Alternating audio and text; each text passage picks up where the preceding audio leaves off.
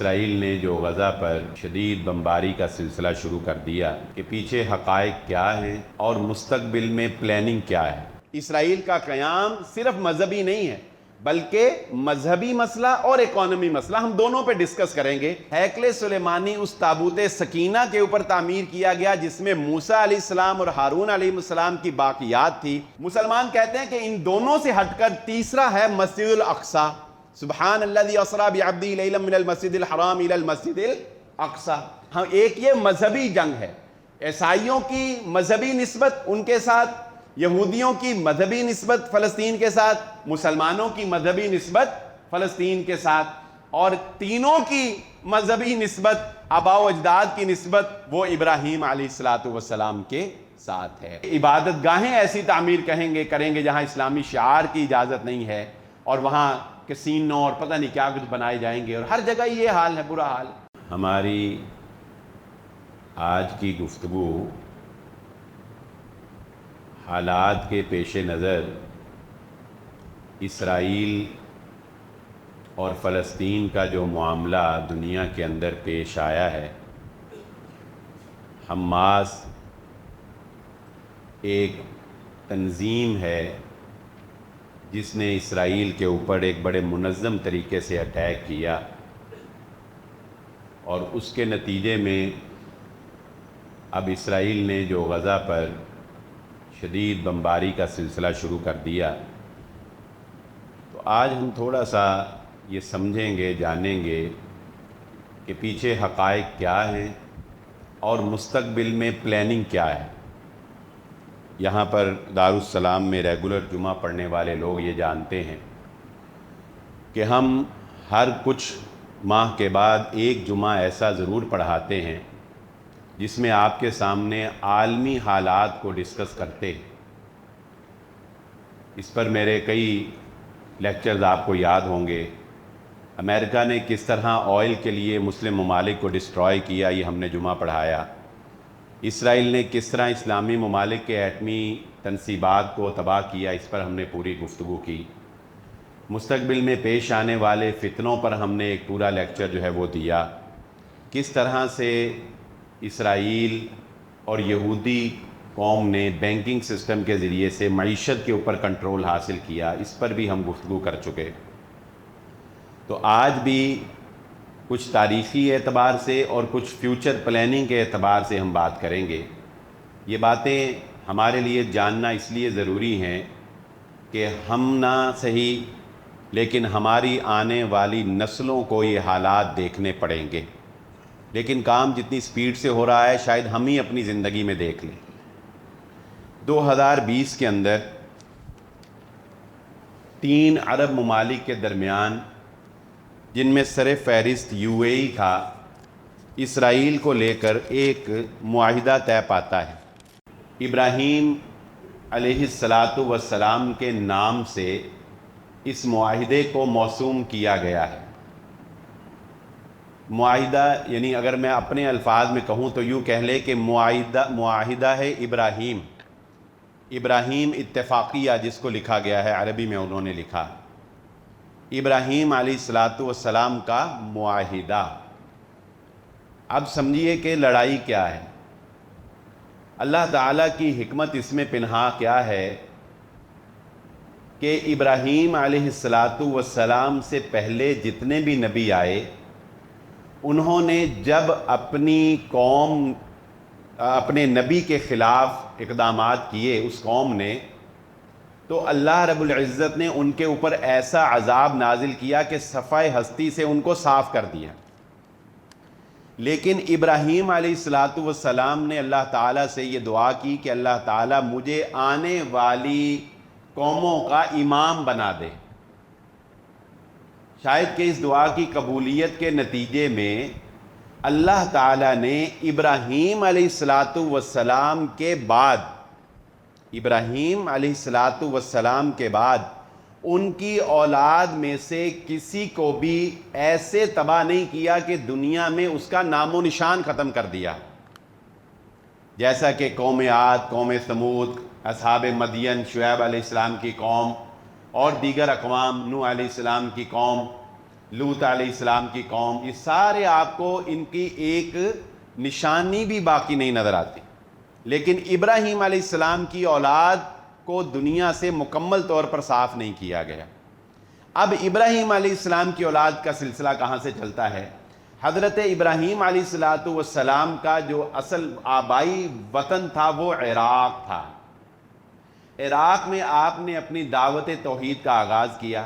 نمرود نے جس وقت آگ کے اندر آپ کو پھینکا، اور وہ مشہور واقعہ ہے قلنا یا نار کونی بردا وسلاما، تو ابراہیم علیہ السلام پھر عراق سے اللہ کے حکم سے ہجرت کر کے فلسطین چلے گئے، اور قوم نمرود کے اوپر وہی والا اللہ کا عذاب آ گیا جس نے قوم نمرود کو بالکل صاف کر دیا، جو صفایا کر دینے والا عذاب آتا تھا۔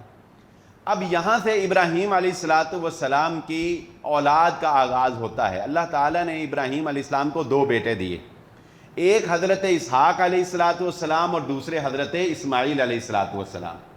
اللہ ہی کے حکم سے ابراہیم علیہ السلام نے حضرت اسماعیل علیہ السلام کو مکہ میں آ کر آباد کر دیا۔ اسحاق علیہ السلام اور ان کی اولاد حضرت یعقوب اور یوسف یہ فلسطین کے ہی ارد گرد آباد رہے، کوئی مضافات میں چلے گئے، کبھی پھر ادھر آ گئے، کبھی ادھر چلے گئے، کبھی ادھر آ گئے، لیکن یہ نیل اور دریائے نیل اور فرات جو اسرائیل نے بھی اپنی پارلیمنٹ کے اوپر جو لکھی ہوئی ہے لائن حدود کا یا اسرائیل، کیا اسرائیل تیری حدود نیل سے فرات تک ہیں، تو یہ اسرائیل نے جو اپنی نیل اور فرات تک جو درمیان حدود اپنی ڈکلیئر کی ہیں اپنی پارلیمنٹ میں انہوں نے لکھا، یا ان کا یہ اصول ہے، تو یہ وہ فلسطین ہے جو ابراہیم علیہ السلام کے دور میں تھا۔ اب یہ سلسلہ آگے چلتا ہے، یہ ساری معلومات آپ کو ہوں گی، اس لیے میں ذرا سپیڈ سے بات آگے لے جاتا ہوں۔ اب اسحاق علیہ السلام سے لے کر حضرت عیسیٰ علیہ السلام تک جتنے نبی آئے یہ اسحاق کی لڑی میں سے تھے، یعقوب کی لڑی میں سے تھے علیہ السلام، لیکن تھے تو ابراہیم علیہ السلام کی اولاد، اور ادھر سے اسماعیل علیہ السلام کی جو نسل تھی اس میں سے صرف ایک نبی آئے، اور وہ آخری نبی محمد الرسول اللہ صلی اللہ علیہ وسلم تھے، وہ بھی ابراہیم علیہ السلام کی اولاد۔ اب دیکھیے کہ فلسطین گویا کہ اس اعتبار سے مناسبت رکھتا ہے کہ فلسطین اوپر جا کر ہم سب کے، یعنی چاہے وہ امت محمدیہ ہوں یا وہ یہودی ہو یا وہ عیسائی ہوں، تینوں کے اوپر جا کے جو باپ بنتے ہیں وہ ابراہیم علیہ السلام ہی بنتے ہیں۔ تو دنیا کے اندر یہود کی جانب سے یا امریکہ کی جانب سے یہ تھیوری پیش کی جا رہی ہے کہ مذہبی جو کنفلکٹ ہے، جو مذہبی لڑائی ہے، اس کو اگر ختم کیا جا سکتا ہے تو وہ ایک ہی صورت میں ختم کیا جا سکتا ہے کہ ہم تینوں بڑے مذاہب والے جو اہل کتاب ہیں، جو الہامی کتابوں کے متحمل ہیں، یہ تینوں مذاہب والے نچلے تمام لوگوں کو چھوڑ دیں، انبیاء کو چھوڑ دیں، اور اوپر جا کر ابراہیم علیہ السلام پر اتفاق کر لیں اور اپنے اپنے طریقے سے عبادتیں کرتے رہیں، نہ کسی کو کچھ کہیں نہ کچھ۔ تو اس تھیوری کے اوپر کام کرتے ہوئے عرب ممالک نے اسرائیل کے ساتھ 2020 میں یہ معاہدہ کر لیا، 3 عرب ممالک، اور سعودی عرب جو ہے وہ اسی ابراہیمی معاہدے پر، نیوم سٹی کے اوپر بھی ہم نے ایک پورا جمعہ پڑھایا تھا، تو ابراہیمی معاہدے پر سعودی عرب جو ہے وہ اسرائیل کے کافی قریب ہوتا نظر آ رہا تھا، اور ابھی بھی بہرحال وہ نظر آ رہا ہے کہ وہ بہت قریب ہو رہے ہیں۔ وہ بنیادی طور پر یہ ابراہیمی معاہدہ ہی ہے۔ اب مسئلہ کیا ہے؟ یہ مسئلہ مذہبی بھی ہے، یہ سمجھ لیجئے، اسرائیل کا جو مسئلہ ہے، فلسطین کا، یہ 2 مسائل ہیں اس میں۔ نمبر 1 یہ مذہبی مسئلہ ہے، اور نمبر 2 یہ معاشی مسئلہ بھی ہے، یہ اکانومی کا مسئلہ بھی ہے۔ اسرائیل کا قیام صرف مذہبی نہیں ہے، بلکہ مذہبی مسئلہ اور اکانومی مسئلہ، ہم دونوں پہ ڈسکس کریں گے کہ یہ کیسے ہے۔ مذہبی مسئلہ یہ ایسے ہے کہ فلسطین وہ جو علاقہ ہے، یہاں پر حضرت ابراہیم علیہ السلام کی نسبت سے، اور پھر اسی لڑی میں سے، یعقوب کی لڑی میں سے، حضرت سلیمان علیہ السلام نے ہیکل سلیمانی تعمیر کیا۔ ہیکل سلیمانی اس تابوت سکینہ کے اوپر تعمیر کیا گیا جس میں موسیٰ علیہ السلام اور ہارون علیہ السلام کی باقیات تھی، اور ایک دیوار ابھی بھی باقی ہے جس کے بارے میں یہ کہا جاتا ہے، جسے دیوار گریہ یا ہولی وال بھی کہا جاتا ہے، جس کے پاس کھڑے ہو کے یہودی عبادت کرتے ہیں۔ یہودی کلیم کرتے ہیں کہ یہ جو گولڈن گنبد آپ کو نظر آتا ہے، یہ تو 1920 میں اس کو گولڈن کیا گیا، لیکن وہ کہتے ہیں کہ یہ وہ جگہ ہے جو ہمارے آباء و اجداد، ہمارے نبی حضرت سلیمان نے یہاں پر ہیکل سلیمانی تعمیر کیا تھا، لہٰذا ہم یہ حق رکھتے ہیں کہ اس جگہ پر دوبارہ سے اسی طرح ہیکل سلیمانی کی تعمیر کی جائے، اور اسی دیوار کے پاس کھڑے ہو کے وہ عبادت کرتے ہیں۔ گویا یہودیوں کی وہ عبادت گاہ ہے ہیکل سلیمانی، گولڈن گنبد جسے ہم دیکھتے ہیں، گولڈن گنبد والی عمارت جو مشہور آپ دیکھتے ہیں۔ اب یہودیوں کا اس عمارت کی وجہ سے دعویٰ کیا ہے کہ یہ ہمارا شہر ہے، ہمیں یہاں آباد ہونا ہے۔ آ جائیے دوسرا، عیسائی۔ عیسائی کیا کہتے ہیں کہ اسی گولڈن عمارت کے، گنبد والی عمارت کے ساتھ چرچ ہے، اس چرچ کے بارے میں عیسائیوں کا یہ دعویٰ ہے کہ یہ وہ، اب عیسیٰ علیہ السلام کا علاقہ بھی تو یہی رہا نا، انہوں نے بھی اسی علاقے کے اندر اپنی تبلیغ اور دعوت کا کام کیا۔ اب عیسائیوں کا دعویٰ یہ ہے کہ یہ وہ چرچ ہے جس میں حضرت عیسیٰ علیہ السلام کو سولی چڑھایا گیا، لہذا اس چرچ کی وجہ سے عیسائی دعوے دار رہے آج تک کہ فلسطین یعنی یروشلم یا اس وقت کا اسرائیل وہ ہمارا آبائی شہر ہے، ہماری مذہبی نسبت ہے اس کے ساتھ، لہذا ہمارا اس کے اوپر حق ہے۔ اب آ جائیے مسلمان کیا کہتے ہیں؟ مسلمان کہتے ہیں کہ ان دونوں سے ہٹ کر تیسرا ہے مسجد الاقصی، سبحان الذی اسری بعبدہ لیلا من المسجد الحرام الی المسجد الاقصی۔ اب مسلمان کہتے ہیں کہ اللہ تعالیٰ نے تم دونوں کی یعنی یہودیوں اور عیسائیوں کی نافرمانی کی وجہ سے تمہارے شریعتوں اور دین کو منسوخ کیا، اور اللہ تعالیٰ نے قرآن کو نازل کر کے امت محمدیہ کو تمہاری جگہ پر دنیا کا نائب اور دنیا کا خلیفہ بنایا۔ چنانچہ ہمارے نبی محمد صلی اللہ علیہ وآلہ وسلم نے جب مسجد الاقصی میں تمام انبیاء کی امامت کروا دی تو یہ اس بات کی دلیل تھی کہ اب امامت ہمارے پاس آ گئی ہے۔ نمبر دو، مسجد الاقصی کو دین محمدیہ صلی اللہ علیہ وسلم کے اندر یعنی اسلام دین کے اندر یہ مقام دیا گیا ہے کہ مکہ اور مدینہ کے بعد تیسری مقدس جگہ جس کو قرار دیا گیا ہے وہ کون سی ہے؟ وہ بیت المقدس مسجد الاقصی ہے۔ نمبر تین، یہ ہمارا قبلہ اول بھی رہا ہے، یعنی ہمارے نبی صلی اللہ علیہ وسلم نے ابتدائی اسلام کے اندر اسی کی طرف رخ کر کے نمازیں بھی پڑھی ہیں۔ نمبر چار، وہ تین اہم مساجد جن میں ایکسٹرا ثواب دیا جا رہا ہے، یعنی عام مسجد سے ہٹ کر ایکسٹرا ثواب دیا جا رہا ہے، ان تین مساجد میں سے ایک مسجد الحرام، مسجد النبوی اور تیسری مسجد الاقصی کو شمار کیا گیا ہے۔ نمبر چار، ہم یہ بھی پازیٹیو پوائنٹ رکھتے ہیں کہ وہ تین مساجد جن کی طرف سفر کی نیت سے جانے کی ہمارے دین نے اجازت دی ہے، ان تین مساجد میں سے ایک جو ہے وہ مسجد الاقصی ہے۔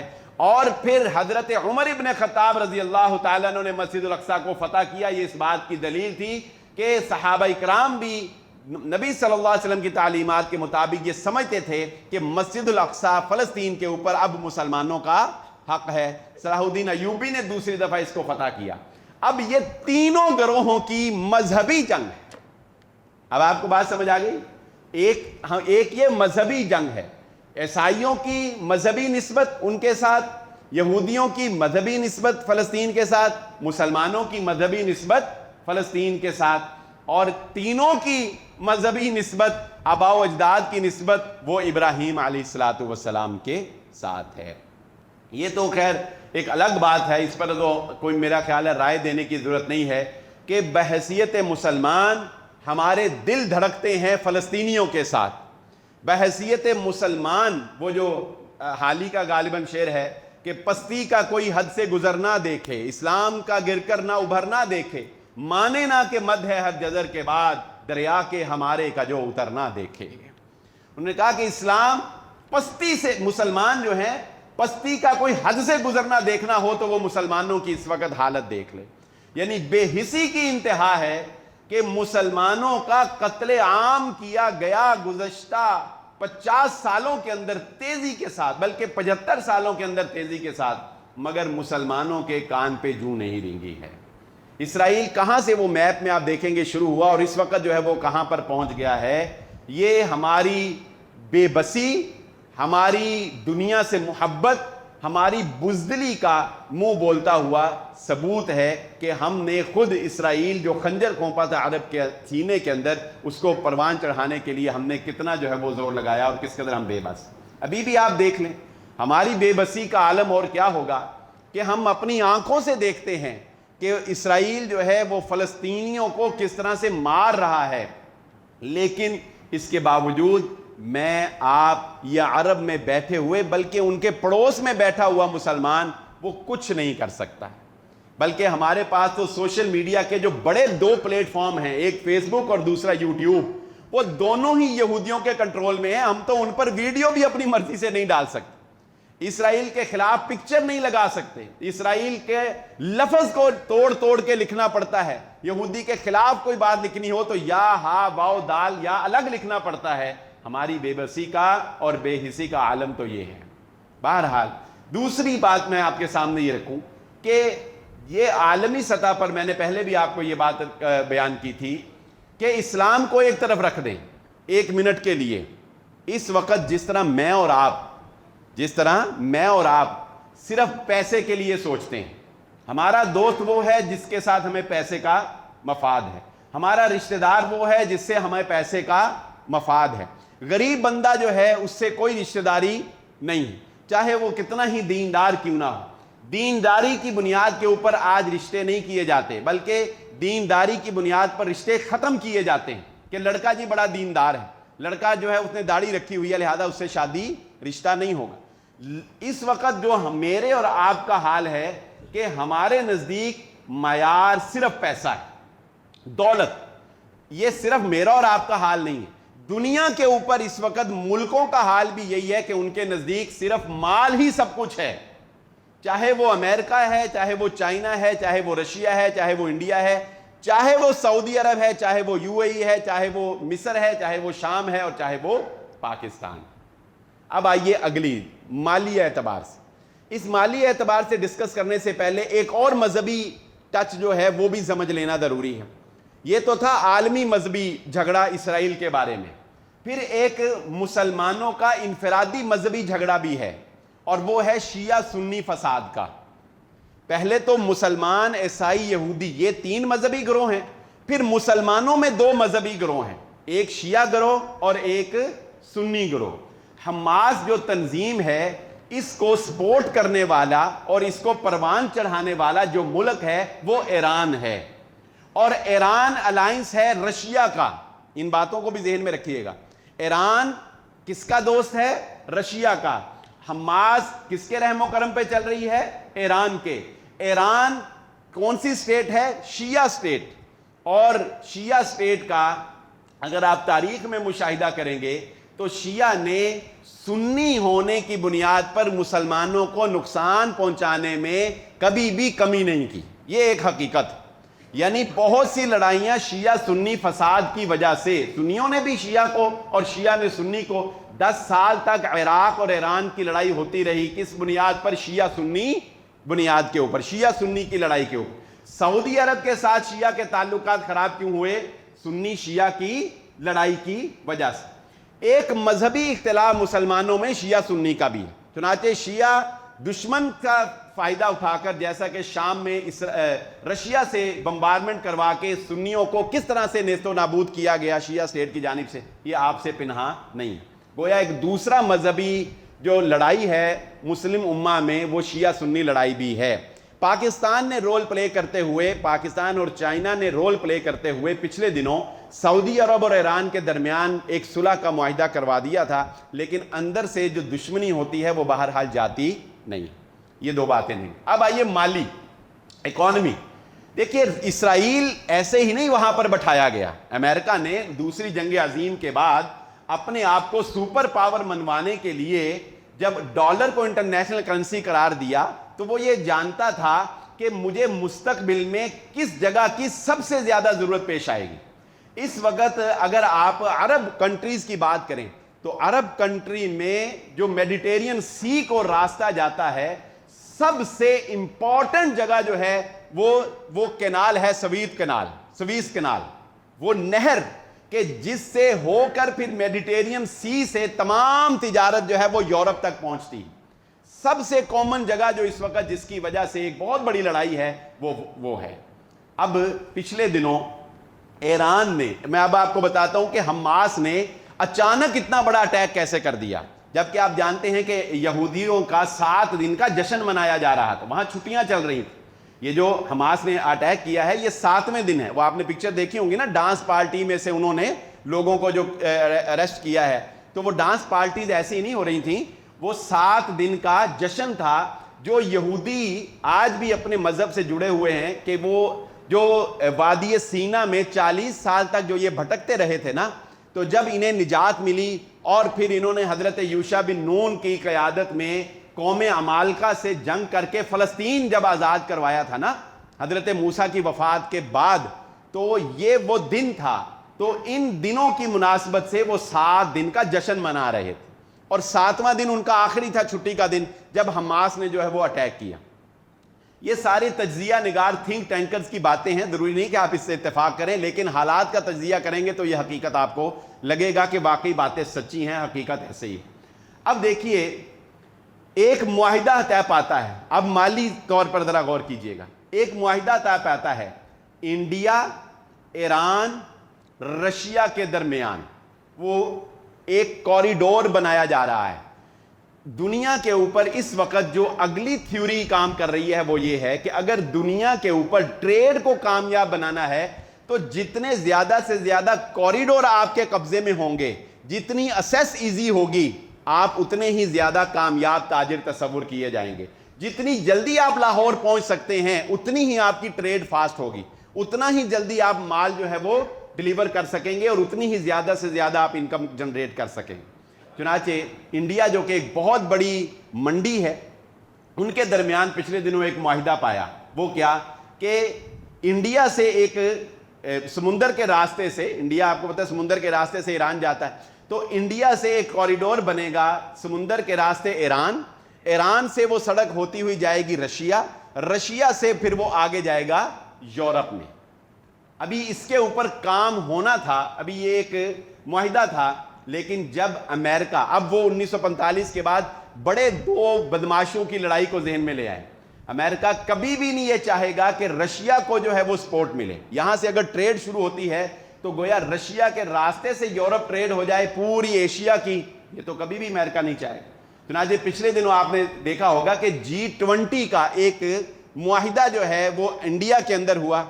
اس G20 کے اندر آئی میک کے نام سے ایک معاہدہ طے پایا. آئی میک، میں نے ایک جمعے میں اشارتاً شاید آپ کے سامنے بات بھی کی تھی. انڈیا، مڈل ایسٹ، یورپ اور یہ تمام عرب ممالک، UAE، سعودی عرب اور یہ اسرائیل سے ہوتا ہوا یہ کوریڈور بنے گا. یہ سویس کینال کا آلٹرنیٹ بنے گا. کیسے؟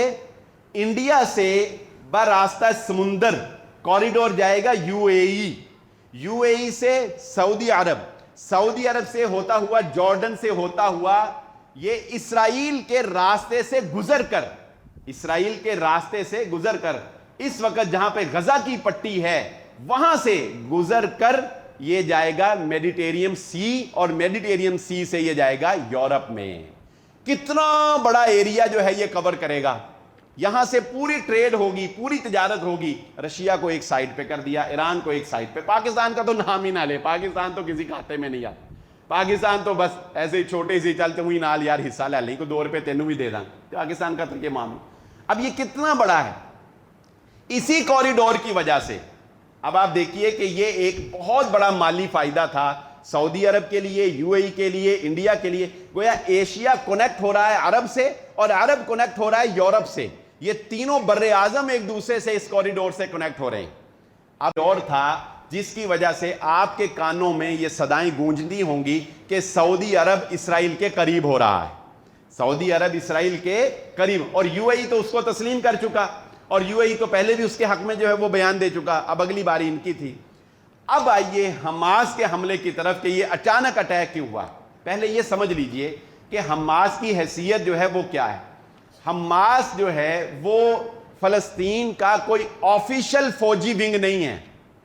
فلسطین کا ایک ہوتا ہے نا کسی ملک کا ऑफिशियल फौजी विंग नहीं, ये ऑफिशियल फौजी विंग नहीं है, बल्कि यूं ही समझ लें कि चंद नौजवानों ने मिलकर एक जिहादी तंजीम बना ली। इसका हुकूमत फ़लस्तीन से, फ़लस्तीन की हुकूमत तो बराए नाम ही है बेचारी, पर चलो मान लो बराए नाम ही सही, ठीक है, लेकिन है तो सही बहरहाल। तो ये फ़लस्तीन का ऑफिशियल ग्रुप ऑफ फौजी विंग नहीं है, बल्कि एक अपने तौर पर प्राइवेटली बनाया गया एक विंग है जो जिहादी तंजीम कह लें के नाम से जो है वो इसराइल के ऊपर अटैक करता है, और सपोर्ट इसको जो है वो ईरान की हासिल। अब देखिए, ईरान कभी भी ये नहीं चाहता कि वो कॉरिडोर उस रास्ते से बने। ईरान क्या चाहता है कि कॉरिडोर इस रास्ते से जाए, हमारे रास्ते से ट्रेड हो ताकि हमें फायदा हो, जबकि अमेरिका कभी भी नहीं चाहता कि रशिया के रास्ते से ट्रेड हो। अमेरिका क्या चाहता है कि उस रास्ते से ट्रेड हो, अरब के रास्ते से ट्रेड हो, ताकि अरब का जितना ऑयल है वो भी हमें इसराइल के रास्ते से जो है वो आसानी हमें मिल जाए, और इंडिया की एक बड़ी मंडी जो है, इसको भी एशिया की बल्कि एक बड़ी मंडी जो है इसको भी हम कैप्चर कर लें। अब ये एक लड़ाई थी कि जिसकी बुनियाद के ऊपर कहा यह जा रहा है कि ईरान ने इसराइल और सऊदी अरब के ताल्लुकात को ख़राब करने के लिए और इस कॉरिडोर में रुकावट पैदा करने के लिए हमास के ज़रिए से ये अचानक इसराइल के ऊपर हमला करवाया, जिसने हालात को यकसर बदल के रख दिया। सऊदी अरब के लिए इसराइल की कुर्बत जो है वो अब इतनी आसान ना रही, जाहिर है कि लंबा गैप जो है वो इसके अंदर आ जाएगा। दीगर अरब ममालिक जो हैं वो भी सोचने के ऊपर मजबूर हो गए, और एक और इसमें एंट्री, अब रशिया की एंट्री आती। देखिए, यही तो फितनों के दौर का मजा है, जो नजर आ रहा होता है हकीकत वो नहीं होती। हम जो देख रहे होते हैं पसे पर्दा क्या हो रहा है हमें पता ही नहीं होता, कौन कैसे प्लान कर रहा है, कैसे उसको जो है वो लेके जा रहा है, हमें कोई नहीं पता। अब रशिया क्या कहता है, हमास अटैक करती है इसराइल के ऊपर, एक बड़ा अटैक है। 1948 से लेकर आज तक इसराइल के ऊपर इतना बड़ा अटैक नहीं हुआ जिसमें एक दिन में इसराइल के इतने ज्यादा यहूदी मारे गए हों। 2000 के करीब इतने यहूदी एक दिन में बैक वक्त 1948 से लेकर आज तक यहूदी नहीं मरे, जंगों में नहीं मरे, 1967 की जंग में नहीं मरे। ये 1948 के बाद से लेकर अब तक का इसराइल पर किए जाने वाले हमलों में से सबसे बड़ा हमला है, और एक मुनज़्ज़म हमला है। ये हमला हो गया, हम इस पे बाद में बात करते हैं कि बेचारे फ़लस्तीनियों का क्या बनेगा, मुस्तकबिल क्या हमें नज़र आ रहा है। लेकिन अब रशिया क्या कहता है, रशिया कहता है भाई 3 बातों का जवाब दो। नंबर 1, पहली बात तो रशिया ये कहता है कि अमेरिका ने ईरान को हमास के ज़रिए से अटैक करने की इजाज़त दी, आंखें बंद करके। बात समझें, बसा औकात क्या होता है कि हम चोर को देख लेते हैं कि वो चोरी कर रहा है, मगर हम उसको चोरी करते नहीं पकड़ना चाहते। हम कहते हैं जब ये चोरी करके अपने अड्डे पे जाएगा ना, फिर पकड़ेंगे इसको जाके, अभी आंखें बंद कर लो। चुनाचे रशिया कहता है कैसे मुमकिन है गजा की पट्टी जिसको मुकम्मल कवर्ड किया हुआ है इसराइल ने, कहीं से वहां पर इमदाद, कहीं से वहां पर असला जाने की कोई रसाई नहीं। हाँ, हमास ने टनल्स बनाई हुई हैं, कुछ एक पूरा टनल का निज़ाम उन्होंने बनाया है सुरंगों का, जहां से वो असला और इस तरह की अपनी कार्रवाइयां करते हैं, और इसराइल अब उसको जो है वो डिस्ट्रॉय करेगा, करने जा रहा है, लेकिन वो वहां से करता है। लेकिन रशिया कहता है, बात उसकी भी सच है, CIA जैसा सैटेलाइट सिस्टम हो, इसराइल के पास मुसाद जैसी इंटेलिजेंस हो, रशिया कहता है हम मानते ही नहीं कि अमेरिका के आंखें बंद किए बगैर हमास इतना बड़ा अटैक कर सकता है। रशिया कहता है अमेरिका ने आंखें बंद की, अमेरिका जानता था, अमेरिका ने मौका दिया, जाने दिए, मिसाइल जाने दिए। क्यों जाने दिए? अब रशिया कहता है मैं दूसरी दलील देता हूं। 1 महीना पहले रशिया ऑफिशियल स्टेटमेंट दी है उनके वज़ीर ख़ारजा ने, उसने दूसरा कहा, उसने कहा कि दूसरी बात हमें जवाब दो। 1 महीना पहले अमेरिका की असेंबली में अमेरिका कांग्रेस से अपनी बिल पास करवाता है कि हम यूक्रेन को सपोर्ट करेंगे, रशिया के खिलाफ हम यूक्रेन को असला देंगे, जबकि चंद दिन पहले अमेरिका यूक्रेन को असला देने वाला जो मुआहिदा था, जो एग्रीमेंट था, या जो उन्होंने डिसीजन लिया, उसका यू टर्न ले लेता है। क्यों? یعنی مہینہ پہلے تو امریکہ یوکرائن کو اسلحہ دینا چاہتا تھا، اور چند دن پہلے 10 دن پہلے امریکہ جو ہے وہ یوکرائن کو اسلحہ دینے سے اپنا ہاتھ کھینچ لیتا ہے۔ کیوں؟ رشیا کہتا ہے اس لیے کہ امریکہ جانتا تھا اب یہ اسلحہ ہمارا اسرائیل لگنے والا ہے، بیک وقت 2 محاذوں پہ ہم نہیں لڑیں گے۔ امریکہ جانتا تھا کہ اب ہم نے اس محاذ پہ لڑنا ہے، لہذا یوکرین کا محاذ جو ہے اس کو تھوڑی دیر کے لیے سٹاپ کرو اور اپنا محاذ جو ہے وہ اسرائیل کی طرف لے کے جاؤ، کیونکہ امریکہ جانتا تھا کہ اب یہ حماس کیا کرنے والا ہے، یہ اچانک نہیں ہوا۔ اسرائیل کا نام نہیں لیا اس نے کہا امریکہ کی CIA جانتی تھی کہ یہ کیا ہونے والا ہے۔ تیسری بات، اس کوریڈور کے راستے میں دیکھیں، جب تک آپ کے راستے میں دائیں بائیں کوئی ایسے لوگ ہوں جو راستے کے امن کے لیے خطرہ ہوں، تو آپ سب سے پہلے کیا کرتے ہیں؟ آپ سب سے پہلے راستہ صاف کرتے ہیں، راستے گرد باڑ لگاتے ہیں، پرامن راستہ بناتے ہیں، تاکہ وہاں سے آپ کا آئل ٹینک جب گزرنا ہے تو اس کو کوئی ایک چڑیا بھی پر نہ مار سکے۔ چنانچہ رشیا کہتا ہے کہ امریکہ نے حماس کو آنکھیں بند کی، موقع دیا حماس اٹیک کرے اسرائیل پر۔ آپ نے سٹیٹمنٹ سنی، انہوں نے کہا یہ 9/11 ہے۔ 9/11 کا مطلب کیا؟ کہ ایک جواز ملے گا ہمیں اسرائیل کو غزہ کی پٹی کو مکمل طور پر صاف کرنے کا، اور غزہ کی پٹی مکمل طور پر صاف، غزہ کی پٹی ہے کتنی؟ میرے خیال چند کلومیٹر، 22 لاکھ کے قریب ان کی آبادی ہے، اور چند کلومیٹر ہے، 10 کلومیٹر تقریباً وہ ایسے ہے، اور کچھ کلومیٹر جو ہے وہ 100 125 کے 150 کلومیٹر وہ ایسے۔ تو اسرائیل کو جواز فراہم کیا جائے گا کس کا؟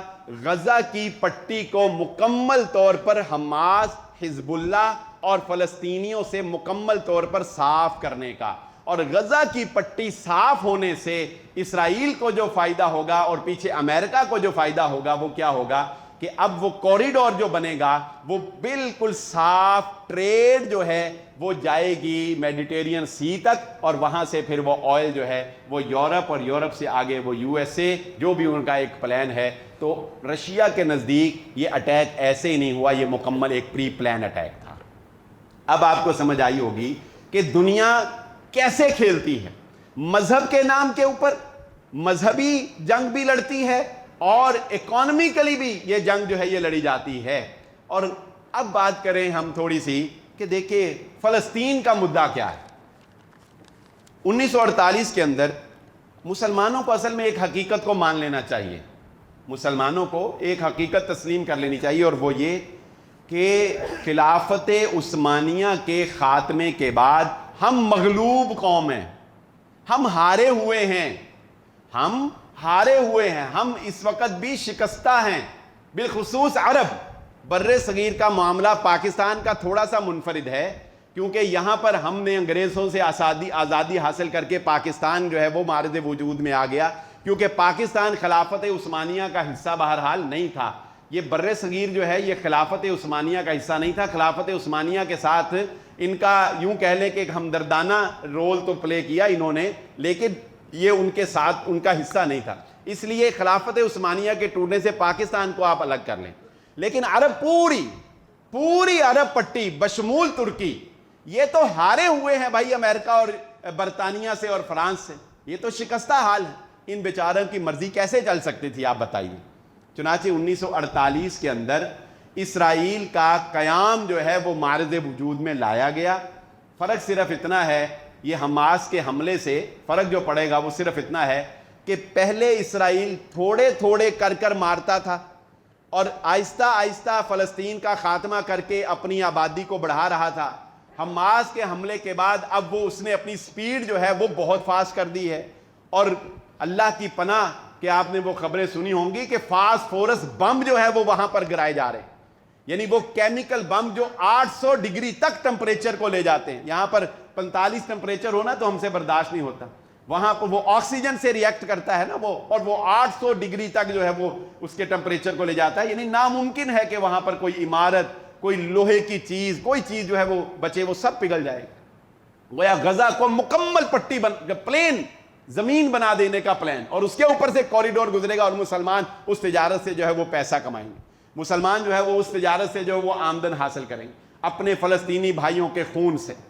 یہ مفادات کی جنگ ہے۔ آپ نے کیا دیکھا نہیں، پہلے دیکھیں وقت گزرنے کے ساتھ ساتھ نرمی آ جاتی.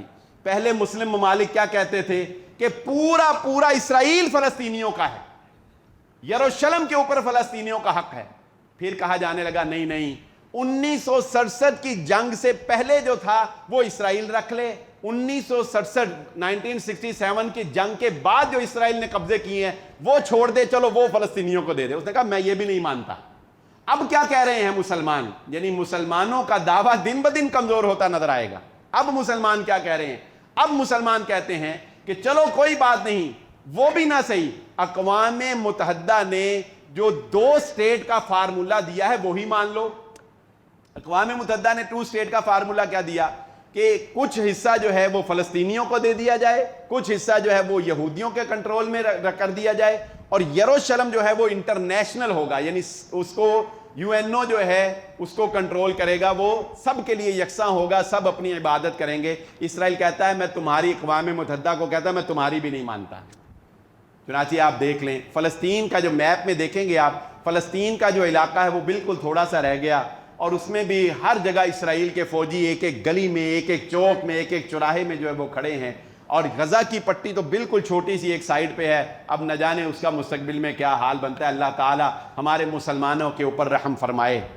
ہماری بہرحال دعائیں ہیں, ہم اور کر بھی کیا سکتے ہیں, ہم دعا کر سکتے ہیں, ہم قنوت نازلہ کر سکتے ہیں. ہاں اس کا اہتمام کریں.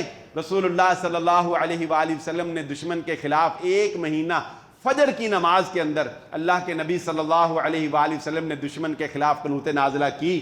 آپ اپنی مساجد کے اندر فجر کی نماز میں قنوت نازلہ کا اہتمام کریں.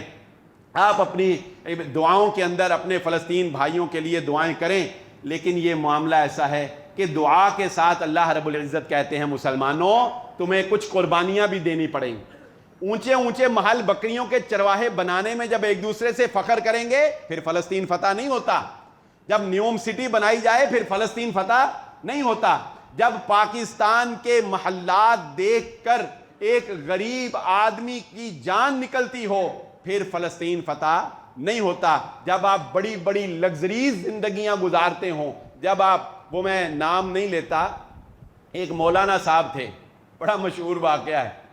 مولانا صاحب تھے, انہوں نے نا اپنی باتوں میں, جج ایسے کوئی عدالت میں تھے, جج صاحب کے سامنے کھڑے تھے, تو انہوں نے کہہ دیا کہ مجھے خواب میں محمد الرسول اللہ صلی اللہ علیہ وسلم کی زیارت ہوئی. مجھے خواب میں رسول اللہ صلی اللہ علیہ وسلم کی زیارت ہوئی.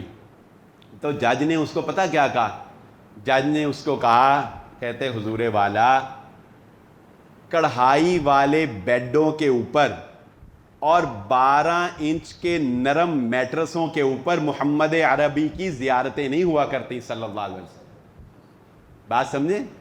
اور تمہاری لائف تو فل لگژری لائف ہے, عیش و عشرت کے اندر, تن آسانی کے اندر, اور تمہیں تو اپنے ویلے بنانے کی پڑی ہے, تمہیں تو اپنے پلازے بنانے کی پڑی ہے, تمہیں تو اپنی عیش کی پڑی ہے. جو قوم عیش اور تن آسانی کے اندر آ جاتی ہے وہ کبھی بھی فلسطین فتح کرنے کا نہ سوچے. یہ تو ہم لوگ منت ترلے کر کے وقت گزار رہے ہیں, وگرنہ کیا کفار کے لیے یہ ممکن نہیں ہے کہ وہ یکمشتی عرب کا صفایا کر دے؟ ہاں ممکن ہے, کیونکہ نہ ہمارے پاس ایمانی قوت ہے نہ ہمارے پاس دنیاوی قوت. ہاں اگر ہمارے پاس ایمانی قوت ہو, کافر ہے تو شمشیر پہ کرتا ہے بھروسہ, اور مومن ہے تو بے تیغ بھی لڑتا ہے سپاہی. لیکن ہمارے پاس ایمانی قوت بھی نہیں. ہم کس بنیاد کے اوپر جو ہے وہ کہیں کہ ہم کافر کے ساتھ جو ہے مقابلہ کر سکتے ہیں؟ نہیں, ہمارے پاس نہ ایمانی قوت, نہ اسلام کی قوت, نہ اسلحہ قوت. ہاں یہ تو صرف منت ترلا ہے کہ بھائی کچھ دیر ہمیں چھوڑ دو, کچھ ٹھہر جاؤ, چلو اس طرح کر لو, چلو اس طرح کر لو, چلو کچھ آئل لے لو, کچھ ہمیں بھی دے دو, چلو کچھ نہیں تو ابراہیم علیہ الصلوۃ والسلام کی چھتری کے نیچے ہی آ جاؤ. اب ابراہیم علیہ الصلوۃ والسلام کی چھتری کے نیچے ہم سب اکٹھے ہو جائیں, اور وہ وقت آپ دیکھیں گے. اللہ تعالیٰ ان فتنوں سے ہمیں محفوظ فرمائے.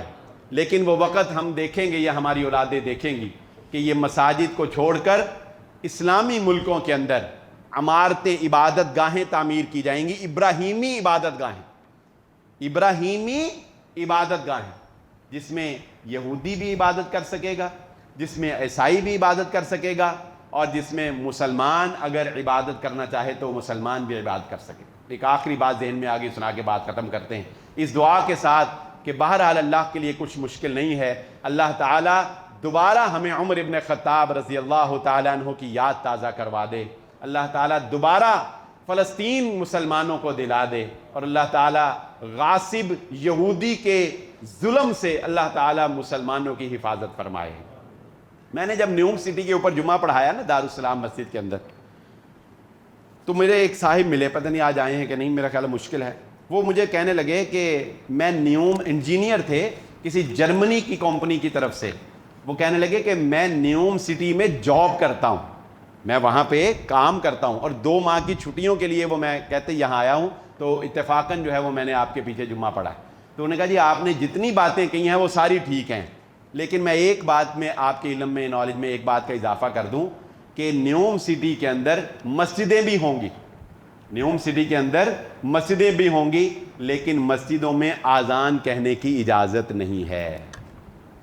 جب مسلمان یہ کام کریں گے کہ عبادت گاہیں ایسی تعمیر کریں گے جہاں اسلامی شعار کی اجازت نہیں ہے، اور وہاں کسینو اور پتہ نہیں کیا کچھ بنائے جائیں گے، اور ہر جگہ یہ حال ہے، برا حال، تو پھر اللہ تعالیٰ کی نصرت، اللہ تعالیٰ کی مدد جو ہے وہ ہمارے کیسے شامل حال ہوگی۔ وہ حدیث ہمیں بالکل فٹ نظر آتی ہے کہ رسول اللہ صلی اللہ علیہ وسلم نے فرمایا کفار تمہارے اوپر ایسے ہی چر دوڑیں گے، ایسے ہی تمہیں کھائیں گے جیسے بھوکا بھیڑیا جو ہے وہ کسی بکریوں کے ریوڑ کے اوپر جو ہے وہ حملہ کر دے تو کتنی تباہی جو ہے وہ مچاتا ہے۔ ایسے ہی نبی صلی اللہ علیہ وسلم کے صحابہ نے پوچھا اللہ کے وسلم ابھی اتنے کم ہو جائیں گے؟